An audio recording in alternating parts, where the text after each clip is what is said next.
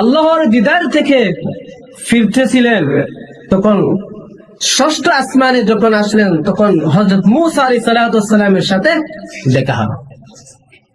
হযরত মুসা আলাইহিস সালামের সাথে যখন দেখা হলো, মুসা আলাইহিস সালাম বললেন, ও নবী, আপনি তো আল্লাহর কাছে গেলেন, আল্লাহ পাক রব্বুল আলামিন আপনাকে উপহার হিসাবে কি দিলেন, কি দান করলেন?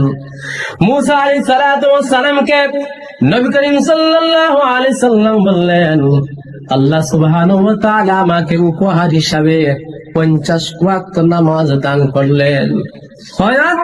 50 ওয়াক্ত।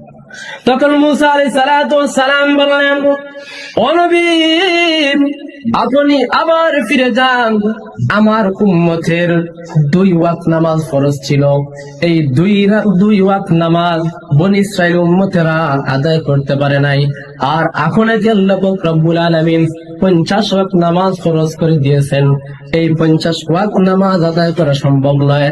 তো আমি যেহেতু আপনার আগের নবী, আমার অভিজ্ঞতা আছে, এক্সপেরিয়েন্স আছে, এই জন্য আমি আপনাকে